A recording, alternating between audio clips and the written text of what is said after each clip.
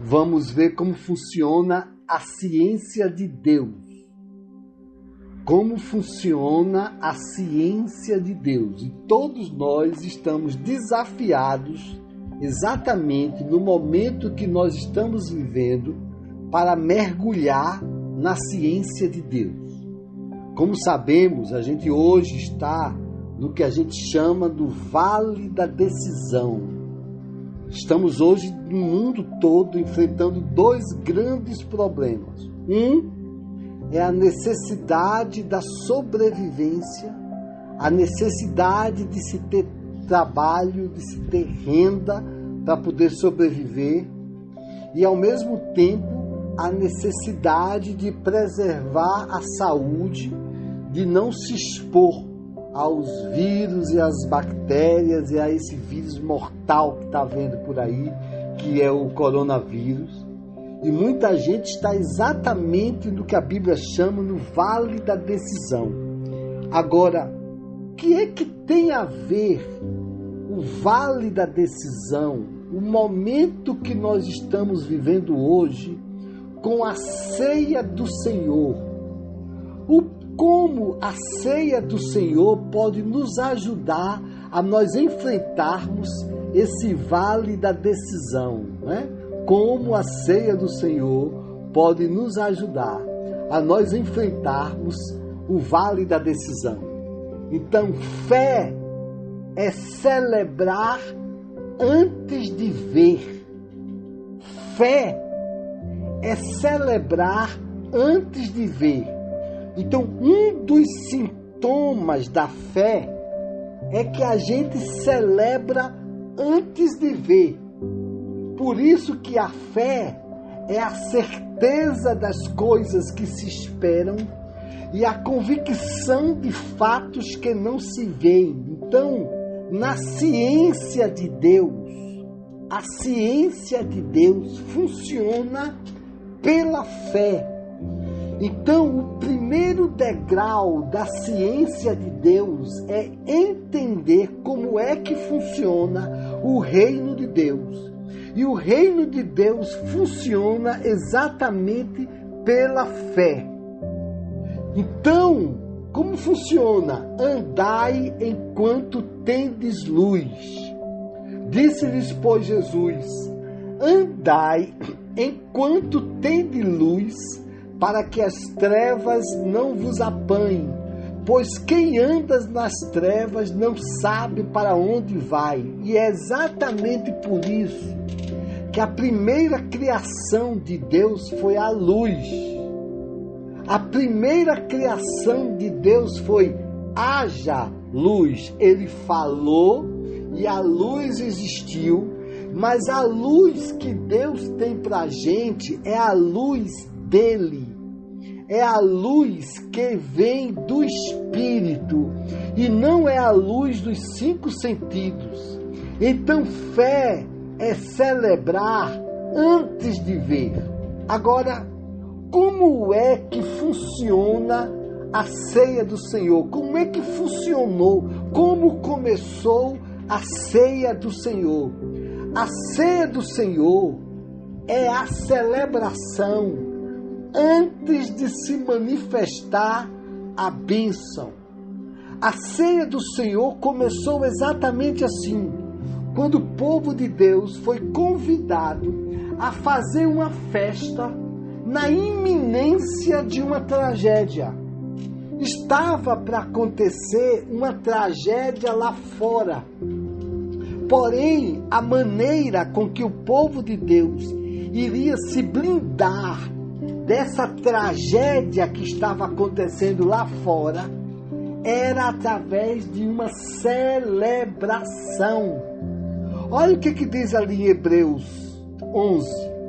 Pela fé deixou o Egito. Então, primeiro, pela fé deixou o Egito, não temendo a ira do rei, porque ficou firme como o vento invisível. Pela fé celebrou a Páscoa e a aspersão do sangue para que o destruidor dos primogênitos lhes não tocasse. Esse texto vale a pena a gente ler bem devagar.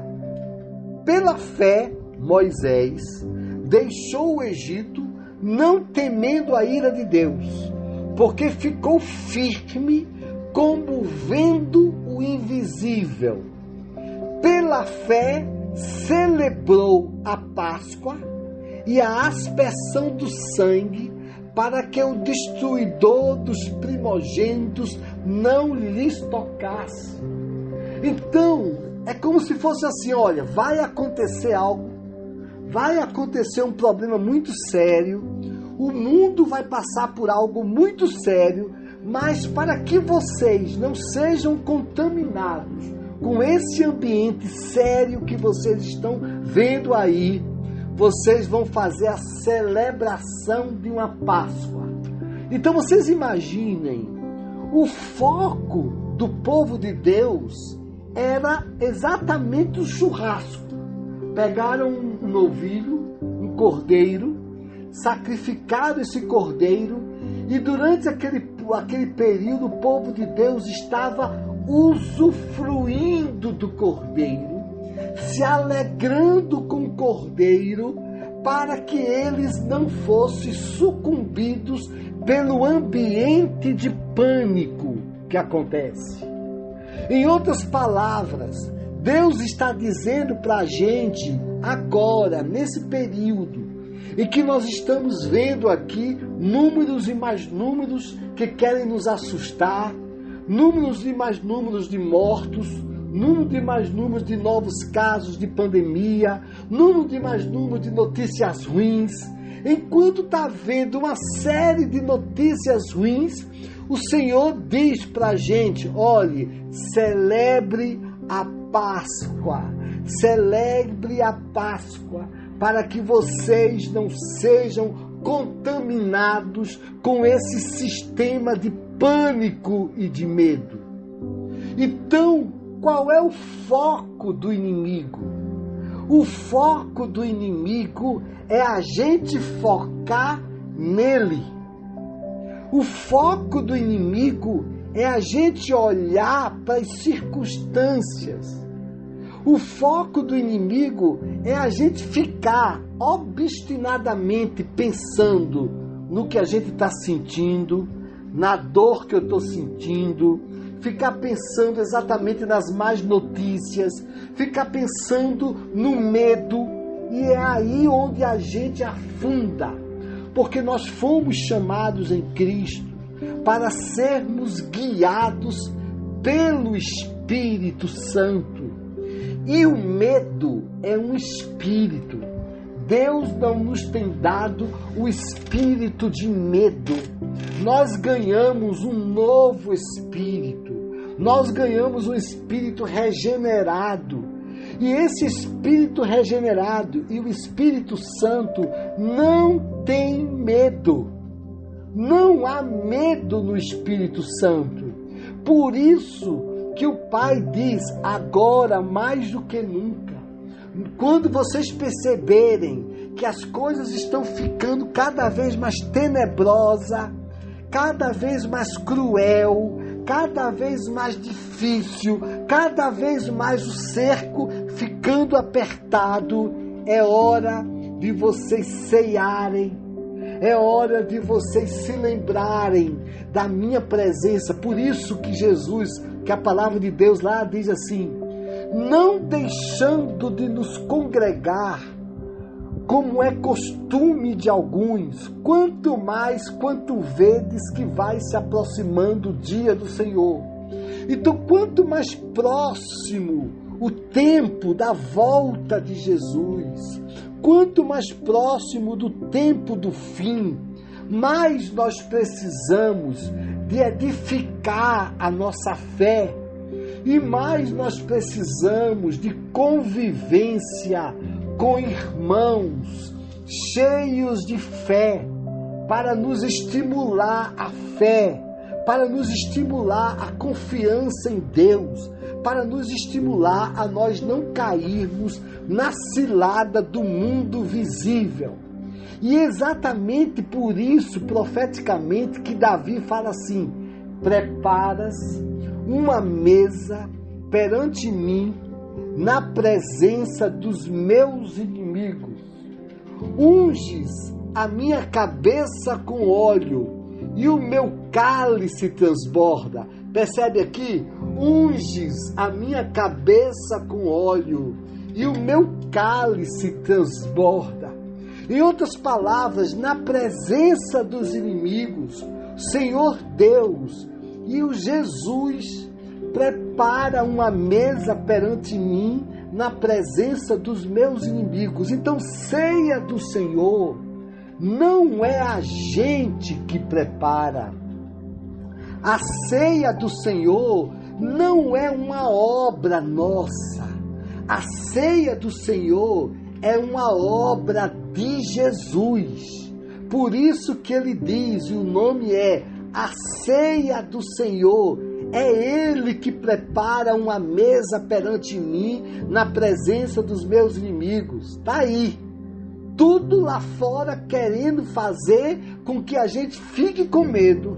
Mas a ceia do Senhor querendo cada vez mais que a nossa cabeça seja cheia, ungida de óleo, com que nossos pensamentos estejam com expectativa de coisas boas, com que nós venhamos a colocar o capacete da esperança da salvação. Quando a Bíblia fala da armadura de Deus, ele fala que uma das armaduras é o capacete, e o capacete da esperança da salvação é o capacete da expectativa de coisas boas. Então, temos dois caminhos: ou eu olho para o inimigo, ou eu olho para as más notícias, ou eu recebo a mesa que o Senhor nos colocou na presença dos nossos inimigos.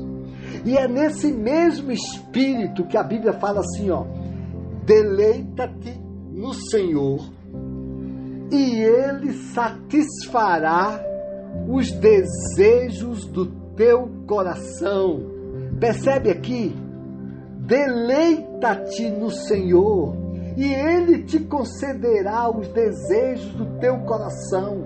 Então, quando nós estamos aflitos, com o coração aflito, com o coração perturbado, querendo ficar inquieto, nós somos convidados a nos deleitar no Senhor, a ouvir louvores. Nós ouvimos louvores, colocar louvores no carro, colocar louvores no pendrive, colocar fone de ouvidos com louvores, tentar trabalhar ouvindo louvor, criar um ambiente de louvor para que a gente possa estar deleitado no Senhor. E exatamente foi esse espírito que aconteceu com Jesus lá, quando Jesus estava no meio do barco. Estava havendo uma tempestade enorme. Estavam os apóstolos todos desesperados. E estava Jesus dormindo. Jesus estava literalmente deleitado na presença do Senhor, enquanto o barco estava batendo de um lado para outro, perturbando de um lado para o outro. Então, deleita-te também no Senhor, e Ele te concederá o que deseja o teu coração. Ele prepara a mesa para a gente, e a gente faz o que com a mesa? A gente se delicia com a ceia do Senhor. A gente experimenta a ceia do Senhor, mas a ceia do Senhor, ela é prazerosa. Por isso que a gente não come trigo, a gente come pão. Por isso que a gente não come sangue, a gente toma vinho. É sangue com gosto de vinho. É o corpo de Jesus com gosto de pão. E é exatamente isso que ele fala para a gente. Então, por que a Bíblia fala tanto sobre se deleitar no Senhor, tanto sobre a mesa do Senhor, tanto sobre a ceia do Senhor? Porque Ele não quer que a gente caia na armadilha da preocupação. Na armadilha da preocupação. Preocupar-se é ter expectativa do mal, e isto atrai o próprio mal. Preocupar-se é a gente ficar imaginando que o mal vai acontecer. E quando a gente começa a imaginar que o mal vai acontecer, a gente começa a ter a fé do mal. A gente começa a crer no mal. E o Senhor Jesus está nos ensinando como funciona o mundo do Espírito. O mundo do Espírito começa com a fé. Mas a fé traz consigo a imaginação. E essa imaginação a gente atrai exatamente pela fé a imaginação do mal. Por isso que está escrito lá em Provérbios 10, 24. Aquilo que o perverso teme sobrevirá a ele. Aquilo que o perverso teme sobrevirá a ele, mas os desejos dos justos será concedido. Aquilo que o perverso teme sobrevirá a ele, mas os desejos dos justos será concedido. Percebe aqui o fundamento da justiça? Se nós tivermos dúvidas que somos justos, nós não iremos experimentar o dom da justiça, os frutos da justiça. Se nós temos dúvidas que na cruz do Calvário Jesus nos deu o dom da justiça, nós vamos ficar com expectativa ruim, porque a gente começa a imaginar assim, alguma coisa de errada vai acontecer comigo. Alguma coisa, se a gente acha que a base da nossa justiça é aquilo que a gente faz, a gente começa agora a ter dúvidas que pode usufruir dos frutos da justiça, porque nesse mesmo momento vem o inimigo nos acusando e mostrando, olha, você fez isso, você deixou de fazer aquilo, você se lembra que você está passando por isso, por causa disso, aquilo outro, e aí a gente começa a ficar com medo, e o medo vai atraindo para a gente o próprio fruto do medo. Olha o que Jó diz, porque aquilo que eu temia me sobreveio, e o que receava me aconteceu. Parece que Jó tinha na vida dele um projeto de vida, um paradigma mental, um modelo mental, em que ele confiava muito nas obras dele, na justiça dele. Mas por mais que ele confiava na justiça dele, ele sempre estava com uma expectativa que alguma coisa ruim ia acontecer com ele. Que alguma coisa ruim ia acontecer com ele. Por isso que é tão letal, é tão perigoso o preocupar-se. Por isso que o Senhor Jesus diz, não estejais ansiosos por coisa alguma. Mas ele disse assim, não estejais ansiosos por coisa alguma. Em outras palavras, quando ele disse não estejais ansiosos por coisa alguma, o que Jesus está dizendo? Se você está ansioso, aí sim você está com problema. A sua ansiedade é o problema. O problema não é o problema. O problema é a ansiedade. Percebe aí, queridos? O problema não é o problema. O problema é a ansiedade. Porque com a ansiedade a gente cai da graça de Deus. com a ansiedade, naquele momento que a gente está ansioso, a gente realmente está com expectativa de coisas ruins. A gente sai do dom da justiça e começa a atrair aquilo que a gente está ansioso. Mas aí o texto bíblico, ele não vem para trazer para a gente um medo da ansiedade. O problema não é trazer medo da ansiedade. O problema é o seguinte: o diagnóstico é ansiedade. É a mesma coisa que disser assim: pressão alta é muito perigoso. Não fique com pressão alta. Procure resolver o problema da pressão alta. É a mesma coisa que ele dizer: olha, lá teu colesterol, teu triglicerídeo, tua glicose está muito alta, e você com glicose alta, isso é perigoso. Ele está dizendo para a gente: a ansiedade é algo extremamente perigoso. A preocupação é perigosa.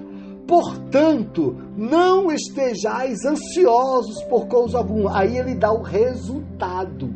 Ele nos dá o remédio para a ansiedade. Qual é?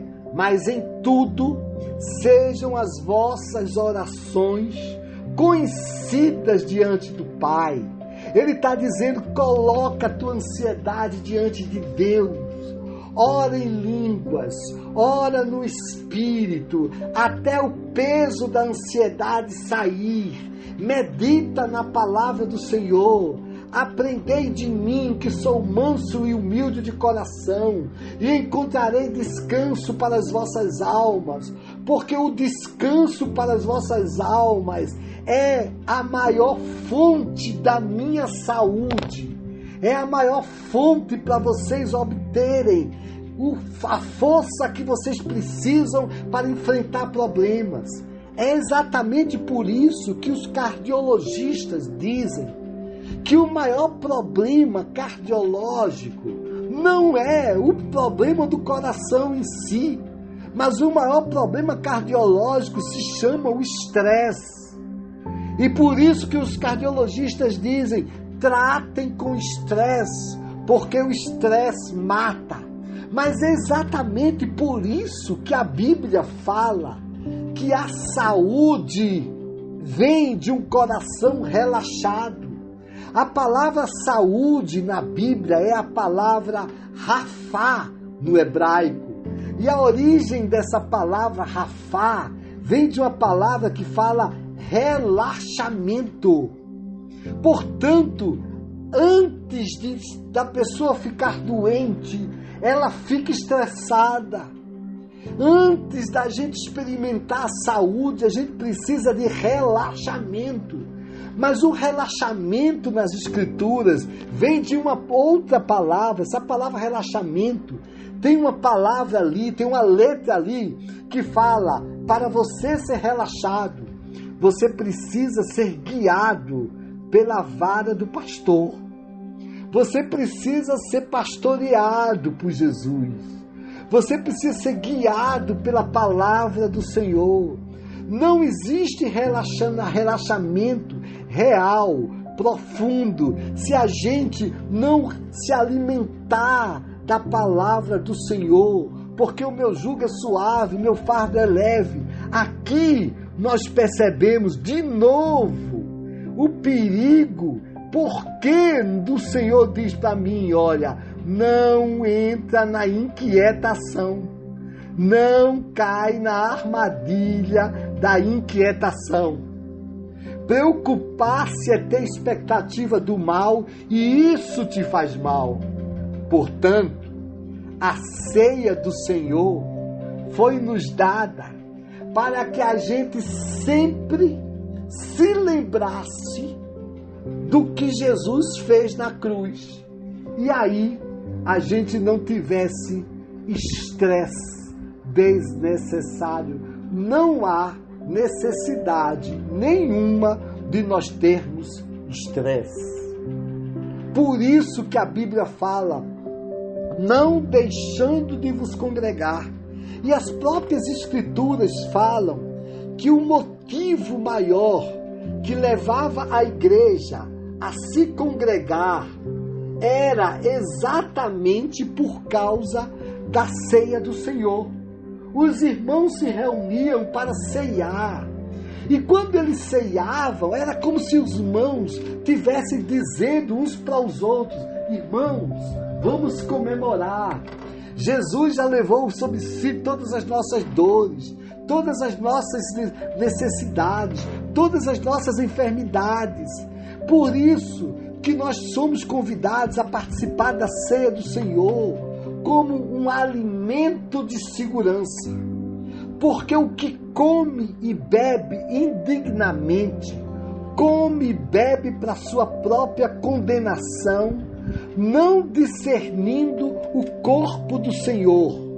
Por causa disto, há entre vós muitos fracos e doentes e muitos que dormem. Por causa de quê? Por não discernir que Jesus na cruz do Calvário já levou nossas dores, nossas enfermidades, e que nós não temos mais motivos algum para nos estressarmos. Não temos mais motivos algum para nos preocuparmos. É que somos estimulados a participarmos da ceia do Senhor. Então, a ceia do Senhor é aguçar nossos olhos e nossos sentidos espirituais. Queridos irmãos, nós ganhamos um novo espírito. E esse novo espírito tem agora, essa nova vida, tem agora sentidos espirituais. E o Senhor está dizendo para a gente: olha, prepare-se para ver as coisas com olhos espirituais.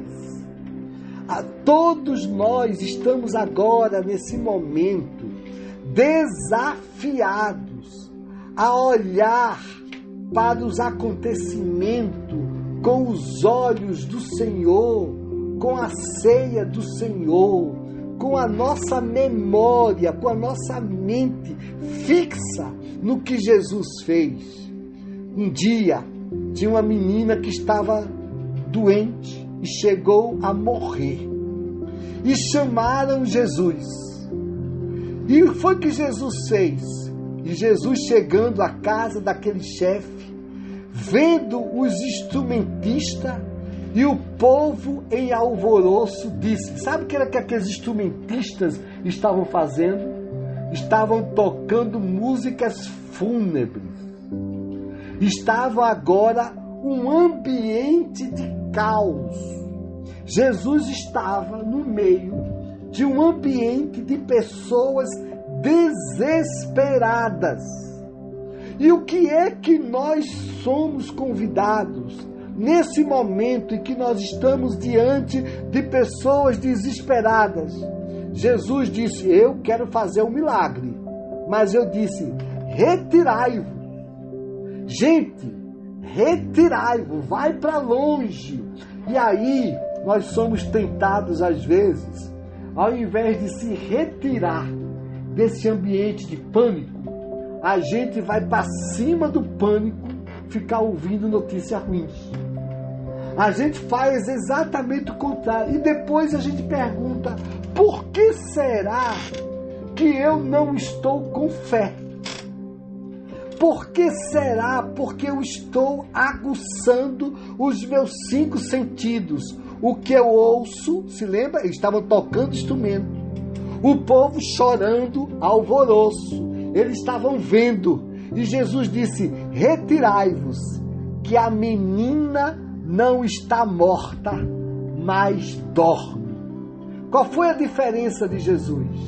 Jesus viu com os olhos da fé.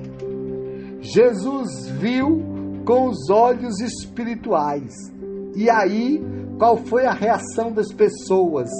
E riam-se dele. O que Jesus está dizendo para a gente? Gente, nós não somos deste mundo. Nós não somos deste mundo. Na verdade, existem dois grandes países, duas grandes nações. Uma se chama o Reino de Deus e o Reino das Trevas. O Reino da Luz e o Reino das Trevas. O Reino da Luz olha com os olhos de Deus, com os olhos do Espírito renovado. E o Reino das Trevas olha com o espírito decaído.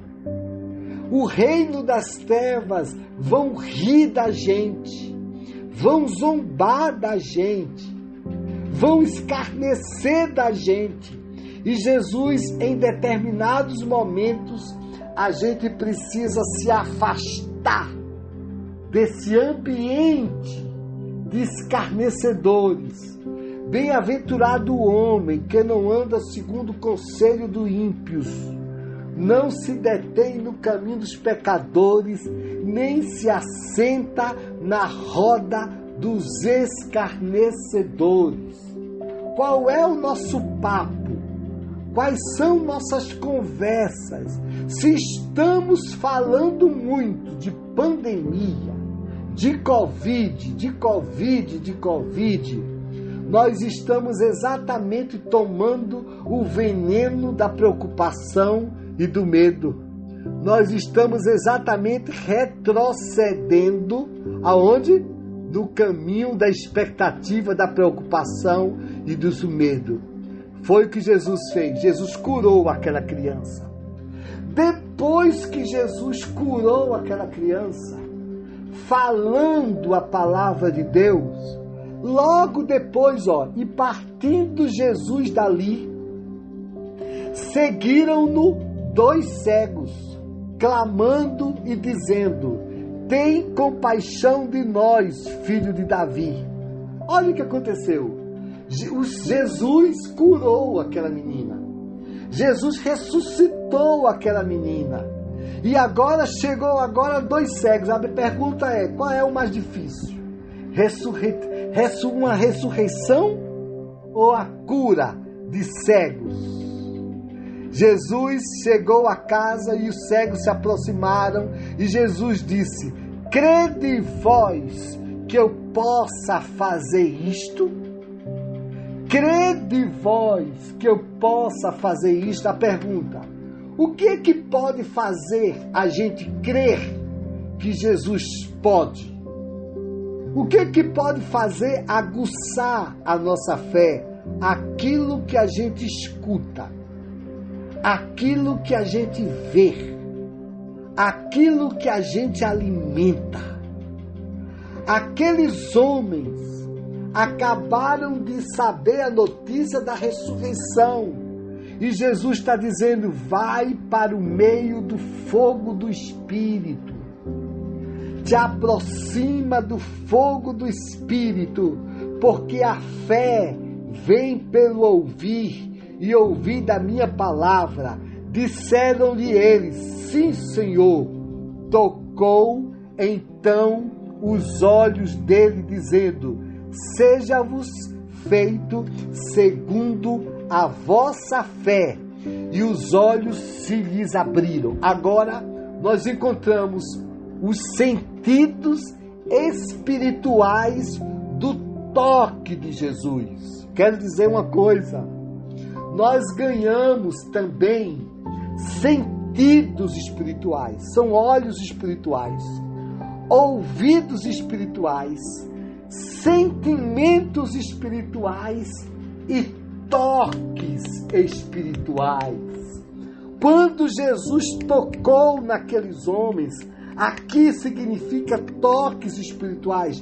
Percebem agora que até os aventais dos apóstolos eram curados, porque havia também e há também sentidos espirituais. Nós precisamos saber discernir quando nós estamos diante da alegria de Jesus, quando nós estamos diante da tristeza do Espírito Santo. O Espírito Santo se entristece quando algo não faz bem para a gente, mas ao mesmo tempo ele se alegra quando nós estamos diante do toque do Espírito, do que é do toque da alma. E é a palavra de Deus que faz a gente entrar nos mundos do Espírito. E aqueles homens foram agora curados. E aqui nós encontramos que Abraão conheceu a fé de Cristo. Abraão estava agora com 100 anos de idade. Deus tinha falado para Abraão que ele ia ser pai de uma grande nação. Mas ele ia ser pai, não era através de um jeitinho, não. Ele ia ser pai através da sua esposa verdadeira, através de Sara. E Abraão agora estava com 100 anos de idade. E ele agora estava numa encruzilhada. Os seus olhos humanos estavam dizendo para Abraão que ele não tinha mais cura, que não tinha mais chance. Mas agora, os olhos espirituais de Abraão estavam chamando a ele, para ele se fortificar na fé. E foi o que Abraão fez. E não enfraquecendo na fé, não atentou para o seu próprio corpo já amortecido, pois já era de quase 100 anos, nem tampouco para o amortecimento do ventre de Sara, e não duvidou da promessa de Deus por incredulidade, mas foi fortificado na fé, dando glória a quem? Foi fortificado na fé, dando glória a Deus. Foi assim que Abraão foi fortificado na fé, dando glória a Deus. E é assim que nós também somos fortificados na fé, dando glória a Deus, não atentando para o nosso corpo mortal. E agora nós vamos entender por que a ceia do Senhor. A ceia do Senhor é um convite prático para a gente fazer como Abraão. Abraão, com 100 anos de idade, você ou eu sentindo dor, o mundo lá falando de pandemia, o mundo lá falando de desgraça, o mundo lá falando de traição, o mundo lá falando de gente egoísta, gente amante de si mesmo, gente, tudo que é ruim, um ambiente, um cenário horrível. Foi que Jesus fez. Jesus deu o exemplo. Foi que Jesus fez. Na noite em que Jesus foi traído, porque eu recebi do Senhor o que também vos ensinei. Jesus ensinou para Paulo, diretamente para o apóstolo Paulo, o que era a ceia do Senhor. E foi que Jesus ensinou. Na noite em que Jesus foi traído, foi que Jesus fez. Tomou o pão e, tendo dado graças, o partiu e disse: tomai e comei. Isto é o meu corpo, que é partido por vós. Fazei isto em memória de mim. Quando nós estamos doentes, o que é que nós precisamos mais do que nunca? Ceia do Senhor. Quando nós estamos traídos, mais do que nós precisamos da ceia do Senhor. Quando nós estamos tristes, o que nós precisamos nos lembrar do sacrifício de Jesus. Quando nossa alma está preocupada, o que nós precisamos é nos alimentar da alma de Jesus, da mente de Cristo, da memória de Cristo, para nós não cairmos nas armadilhas que o mundo está nos dando. Portanto, fé é celebrar antes de ver. E exatamente por causa disso, pela fé, deixou o Egito, não temendo a ira do rei, porque ficou firme, como o vento invisível. Pela fé, celebrou a Páscoa e a aspersão do sangue, para que o destruidor dos primogênitos não lhes tocasse. Então hoje, Jesus está dizendo para mim e para você, eu estou fazendo um convite para você. Eu estou convidando para você a se afastar desse sistema de medo e de pânico.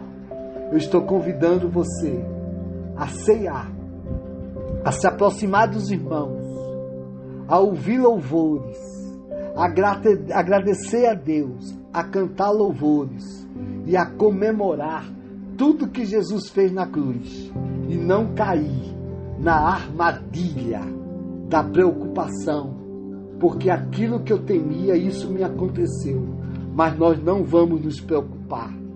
Nós vamos tomar o remédio, o anti-preocupação, o anti-estresse. Nós vamos descansar. Aonde? Ouvindo a palavra, ouvindo a mensagem do nosso pastor e guia das nossas almas. Vamos agora ceiar. Eu quero convidar vocês a ceiarmos juntos, participarmos juntos da ceia do Senhor. Amém? A ceia do Senhor. A ceia do Senhor. Está aqui. Os inimigos. Muitos inimigos. Quantos mil mortos hoje no Brasil? Quantos novos casos de pandemia da Covid no mundo? Qual a taxa de desemprego que está acontecendo no mundo? Quantas pessoas estão cada vez mais sem ter o que comer, sem ter o que beber? Como é que está a miséria do mundo? Qual vai ser o nosso futuro? E agora, e a dor que eu estou sentindo? E o medo que eu estou sentindo? Não vou olhar para nada disso. Eu vou olhar, e agora, para o corpo de Jesus, que foi triturado por nós. E agora o trigo foi feito cor. E agora, deleita-te no Senhor, e Ele satisfará ao desejo do vosso coração. Ceia do Senhor não é culto fúnebre. Ceia do Senhor é dia de festa. Vamos comer com gratidão o corpo de Cristo e nos alimentar do que Cristo fez na cruz. Vamos juntos ceiar.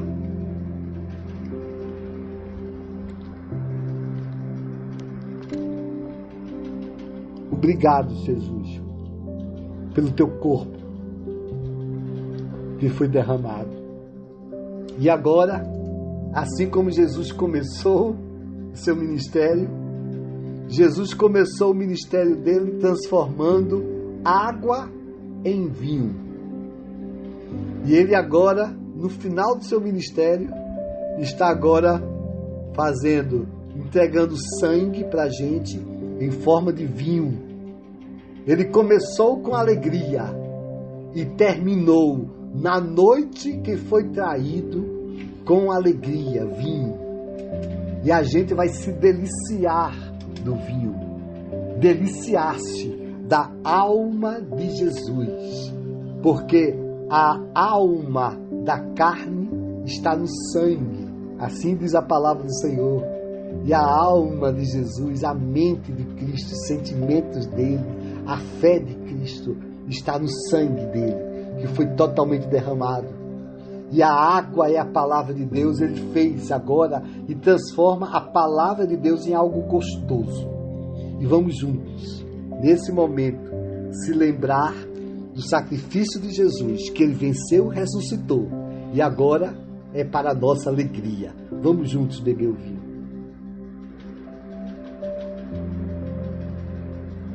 Portanto, enquanto as pessoas estão se escarnecendo, como os carneceiros de Jesus, nós vamos dizer assim: vocês estão vendo essa pandemia? Não está acontecendo nada. Nós não vamos morrer, porque nós já morremos com Cristo. nós estamos protegidos. O Senhor tem uma mesa para a gente na presença dos nossos inimigos. Nos jogar no meio da prisão, nós estamos cantando louvores. Mas nós agora vamos anunciar para as pessoas que estão em pânico. Nossa missão é essa: anunciar para quem está em pânico as boas novas do Evangelho de Cristo. Dizer para elas: Jesus morreu por vocês. Jesus morreu por vocês, e Ele é o pastor. E é o bom pastor. Nada vai faltar. E Ele vai dar para vocês a vida eterna. E Ele tem saúde mental para nos dar. Nós fomos chamados para anunciar o Evangelho e não para cairmos em pânico. E fomos chamados também para repartir o pão, para fazer a multiplicação dos pães, porque Jesus jamais vai deixar ninguém com fome. Ninguém que ficou na presença de Jesus ficou com fome. Nós somos chamados para repartir o pão. Nós vamos agora orar pelas pessoas que estão aflitas, orar pelo nosso país, orar pelo mundo. Vamos juntos orar. Pai, te pedimos agora por essas pessoas que estão em pânico, essas pessoas que estão em desespero, essas pessoas que estão apavoradas, que estão no vale da decisão, entre o risco da vida, entre o risco do sustento. Nós te agradecemos porque nós não estamos nem correndo risco de vida, porque nós já morremos com Cristo, nem estamos correndo risco de sustento, porque o Senhor é o nosso pastor, nada nos faltará. Mas eu te peço, Pai, que Tu nos ajude a nós não cairmos na armadilha da preocupação e a nós nos alimentarmos de Tua palavra. E seja com essas pessoas que vem agora a paz, assim como diz Tua palavra: em todo tempo tem seu amigo, mas na angústia nasce o irmão. Que irmãos possam nascer hoje, pessoas possam descobrir que a única segurança que elas têm não é no poder executivo, não é no poder legislativo, não é no poder judiciário, não é em nenhum poder humano. A única segurança que elas têm é no Rei Jesus. É no Rei Jesus. Porque Ele é o nosso Rei, Ele é o nosso legislativo, Ele é o nosso judiciário. Ele é a nossa segurança. Se você não entregou sua vida a Jesus, abra seu coração para Jesus agora. E peça para Jesus entrar no seu coração e ser a sua salvação. Um beijo no coração. Essa é a mensagem do seu irmãozinho Valdo Santiago.